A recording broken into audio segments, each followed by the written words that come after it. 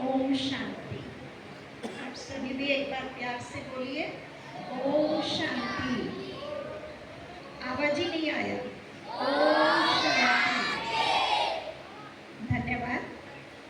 मंच पर उपस्थित सम्माननीय पूज्य स्वामी जी और मंच पर उपस्थित सभी सम्माननीय अतिथिगण, सभा में उपस्थित पत्रकारिता से जुड़े हुए भाई बहने और प्यारे बच्चों, सर्वप्रथम पत्रकारिता से जुड़े हुए सभी भाई बहनों को इस वर्ष के पत्रिका दिनाचरण की बहुत बहुत शुभकामनाएं, मंगल कामनाएं।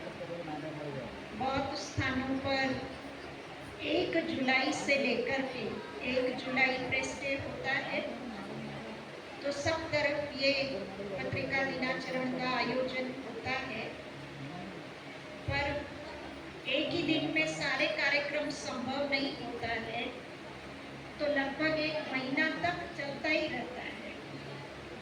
और अभी भी हम जुलाई महीने में ही है और हम सबको बहुत खुशी है कि आज हम सब यहाँ मिल करके पत्रकारिता से संबंधित सभी भाई बहनों का सम्मान कर रहे हैं। ये जो एक प्रोफेशन है, मीडिया प्रोफेशन जिसको कहा जाता है, ये सबसे महत्वपूर्ण भूमिका समाज के अंदर में निभाता है। मेरे से पहले भी भाई साहब ने बहुत अच्छे से इसका वर्णन किया। मनुष्य का 2 प्रकार का स्वास्थ्य होता है। एक होता है शारीरिक स्वास्थ्य और दूसरा होता है उसका मानसिक स्वास्थ्य। जैसे शरीर को स्वस्थ रखने के लिए अच्छा भोजन, अच्छी खुराक जरूरी है, शरीर को आराम देना जरूरी है, व्यायाम या एक्सरसाइज करना जरूरी है। उसी प्रकार से व्यक्ति का जो दूसरा स्वास्थ्य है, मानसिक स्वास्थ्य, मन को स्वस्थ रखने में ये जो मीडिया पर्सन्स है वो बहुत महत्वपूर्ण भूमिका निभाते हैं। क्यों? जैसे घर के अंदर में एक माँ होती है और वो माँ बच्चे के लिए अच्छा भोजन तैयार करके देती है कि मेरा बच्चा स्वस्थ रहे, शक्तिशाली रहे। तो जो भी मीडिया से रिलेटेड लोग हैं, चाहे वो प्रिंट मीडिया है, चाहे वो इलेक्ट्रॉनिक मीडिया है, लेकिन वो लोग जो कंटेंट तैयार करते हैं और वो लोगों तक पहुंचाते हैं, वो लोगों के मानसिक स्वास्थ्य पर बहुत बड़ा और गहरा प्रभाव डालता है। क्यों? क्योंकि व्यक्ति जो देखता है, जो सुनता है या जो पढ़ता है, उसका असर उसकी सोच के ऊपर पड़ता है। धीरे धीरे उसकी सोच उसी अनुसार बनती जाती, उसकी भाषा भी उसी अनुसार बनती जाती, उसके संस्कार उसी अनुसार बनते जाते। तो जो लोगों को समाचार के रूप में जो भोजन तैयार करके पहुंचाने का कार्य है, वो ये सभी पत्रकार लोगों का कार्य है। तो हम सभी को ऐसा कंटेंट दे, जो भी समाचार होते हैं, चाहे वो राजनीतिक है, चाहे वो सामाजिक है, चाहे वो धार्मिक है, चाहे वो सांस्कृतिक है, वो सारे समाचार तो हम अपने समाचार पत्रों के माध्यम से देते ही हैं। लेकिन समाज के अंदर में सुख, शांति, प्रेम, भाईचारा, आपसी सद्भावनाएं, ये फैलाने का जो कार्य है, वो जितना अच्छे से एक मीडिया वाले कर सकते हैं, उतना कोई दूसरा ये कार्य नहीं कर सकता है। क्योंकि जैसा जैसा व्यक्ति देखेगा, सुनेगा, पढ़ेगा, तो उसका उसके आधार से, उसके प्रभाव से जीवन बनता जाता, या उसके प्रभाव से उस व्यक्ति का व्यक्तित्व बनता जाता। और हम लोगों को क्या पहुंचा रहे हैं, ये हमें आज के समय में ध्यान देने की बहुत बहुत जरूरत है। समाचार पहुंचाना तो जरूरी है, लेकिन समाचार के साथ साथ सदाचार, समाचार के साथ साथ व्यक्ति को शक्तिशाली बनाने वाली जो बातें हैं, उसके ऊपर, सकारात्मक बातों के ऊपर ध्यान देना जरूरी है। कहा जाता है, जैसा संग वैसा रंग। संग का रंग जरूर लगता है। व्यक्ति जिसके संग में रहता है तो धीरे धीरे उसके जैसा ही बनता जाता है। और आज हम सबका सबसे अच्छा संगी साथी कौन सा है? मोबाइल है। जैसे अभी अभी प्रिंट मीडिया की भी बात हो रही थी, इलेक्ट्रॉनिक मीडिया की भी बात हो रही थी। आज हम उस युग में जी रहे हैं। हम सभी, मैं समझती हूँ, ये छोटे बच्चों को थोड़ा छोड़ करके हम जो भी ये जनरेशन है, ये जनरेशन जो आज से 25-30 साल पहले स्कूल में पढ़ाई की है, हमने बहुत कुछ देखा है, बहुत कुछ देखा है। हमने टीवी भी देखा, टीवी की इन्वेंशन देखा, कंप्यूटर देखा, लैपटॉप देखा, मोबाइल देखा, इंटरनेट देखा, सोशल मीडिया देखा, और उसका जो उपयोग जो हम देखते आ रहे हैं, इन सब के माध्यम से जो इतनी स्पीड गति से समाज के अंदर में जो परिवर्तन आ रहा है, वो भी हम सभी देख रहे हैं। दिन प्रतिदिन जो ऐसे ऐसे समाचार हम जो देख रहे हैं, कहाँ न कहाँ भ्रष्टाचार है, अत्याचार है, अनाचार है, कलह कलेश है। समाचार तो लोगों को पहुंचाना जरूरी भी होता है, लेकिन समाचार के साथ साथ समाधान के ऊपर भी ध्यान देना जरूरी है। तो जो कंटेंट तैयार करने वाले हैं, जो न्यूज़ तैयार करने वाले हैं, चाहे वो किसी भी सोशल मीडिया के प्लेटफॉर्म से लोगों को जोड़ने वाले हैं, उनके ऊपर समाज को बेहतर बनाने की बहुत बहुत बड़ी एक जिम्मेवारी आ जाती है। और वो जिम्मेवारी अगर व्यक्ति सही अपनी निभाता है, तो समाज के अंदर में सकारात्मक परिवर्तन दिखाई देने लगता है। आजकल जब से इलेक्ट्रॉनिक मीडिया आई, या फिर सोशल मीडिया के भिन्न भिन्न प्लेटफॉर्म तैयार हुए, तब से थोड़ा प्रिंट मीडिया का इम्पोर्टेंस कम हो गया, क्योंकि वही न्यूज़ हमको इमीडिएट भिन्न भिन्न सोशल मीडिया के प्लेटफॉर्म से मिल जा रहा है। साइंस के साधनों से इमीडिएट कुछ सेकेंड्स, कुछ मिनटों में हम सब तक पहुंच जा रहा है। और उसमें व्यक्ति क्या सोचता है कि मेरे व्यूअर्स पढ़े, वो देखने के लिए व्यक्तियों को घुमा फिरा के बातों को कैसे इंटरेस्टिंग बना करके डालना है, तो उसके ऊपर हमारा इंटरेस्ट बहुत ज़्यादा हो गया। मैं आपको एक उदाहरण के रूप में बताती हूँ। अगर आप कोई भी बात को न्यूज़ बना के डालना है, सीधा सीधा न्यूज़ बनाकर डालेंगे तो आपके व्यूअर्स कम हो जाएंगे।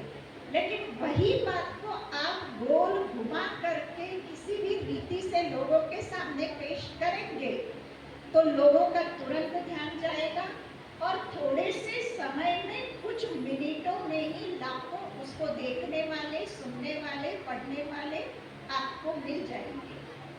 तो उसके कारण क्या हो रहा कि कई बार हम अपनी सकारात्मकता को फैलाने की जो वृद्धि होना चाहिए, तो अपने फायदे के लिए, अपनी टीआरपी बढ़ाने के लिए हम न्यूज़ को किसी भी रीति से फैला देते हैं। एक छोटी सी बात बताती हूँ। कुछ समय पहले की बात है कि एक अखबार में एक हेडलाइन छपी, ब्रह्मा कुमारियाँ जेल में। ध्यान से सुनना, अखबार के अंदर में निकला ब्रह्मा कुमारियाँ जेल में। तो बस व्यूअर्स की संख्या बढ़ गई, देखने वालों की, सुनने वालों की संख्या बढ़ गई। लेकिन जब वो सारा न्यूज़ पढ़ा तो वो क्या था कि ब्रह्मा कुमारी बहनें जेल में गई है कैदी लोगों को राखी बांधने के लिए। समझ में आई बात? ब्रह्मा कुमारियां जेल में क्यों गई थी कि वहां पर जो कैदी लोग हैं, रक्षाबंधन का दिन है तो उनको उनकी बहनें कहाँ मिलेगी, तो ब्रह्मा कुमारी बहनें गई है वहां पर सारे कैदी लोगों को राखी बांधने के लिए गई। तो हेडलाइन क्या आ गया? ब्रह्मा कुमारियां जेल। मतलब कहने का भावार्थ क्या है कि चीज तो वही होती है, लेकिन उस चीज को सकारात्मकता को दिखाने के लिए व्यक्ति को किसी भी रीति से उसको गोल घुमा करके दिखाना पड़ रहा है। और कई बार क्या होता है कि जो भी घटनाएं घटित हो रही है समाज के अंदर में हो, चाहे अपने अपने क्षेत्र में हो, चाहे राजनीतिक क्षेत्र में हो, किसी भी क्षेत्र में जो भी घटनाएं घटित हो रही है वो लोगों तक पहुंचाना और लोगों की जो आवाज है वो सरकार तक पहुंचाना, उसका माध्यम, सशक्त माध्यम ये मीडिया ही होता है। मीडिया के माध्यम से व्यक्ति कनेक्ट हो जाता है, आपस में दो को जोड़ने वाला एक माध्यम हो जाता है।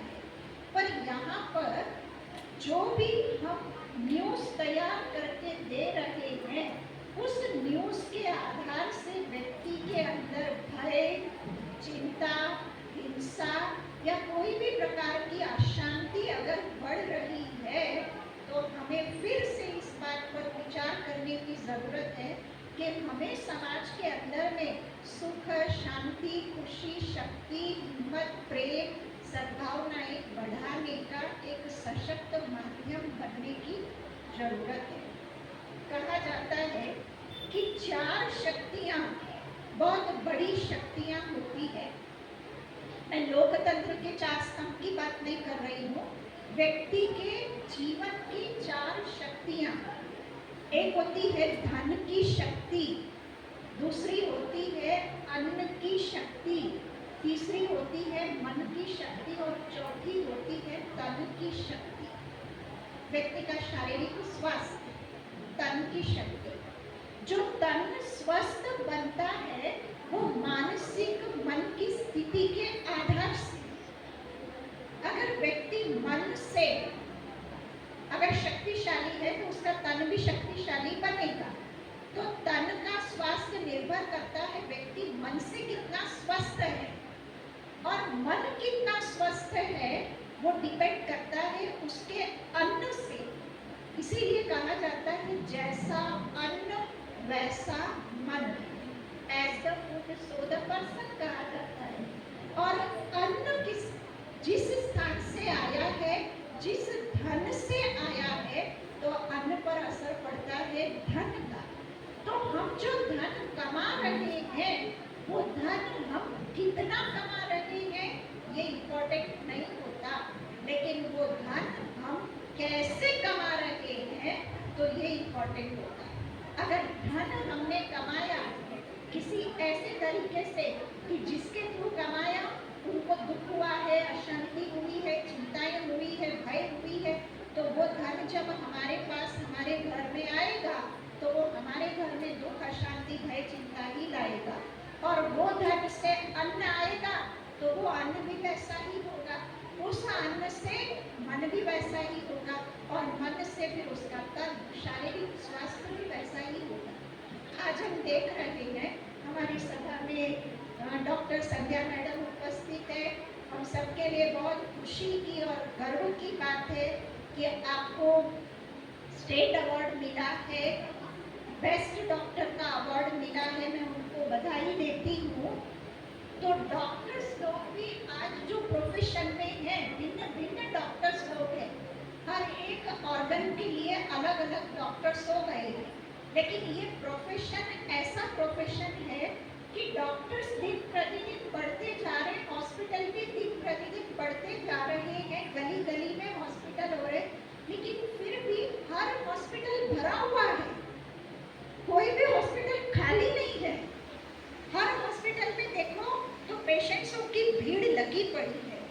व्यक्ति शारीरिक रूप से सारा कारण है जो कनेक्टेड है। शरीर स्वस्थ तब होगा जब मन स्वस्थ होगा, मन स्वस्थ तब होगा जब अन्न शुद्ध होगा, अन्न शुद्ध तब होगा जब घर में आने वाला धन वो शुद्ध होगा।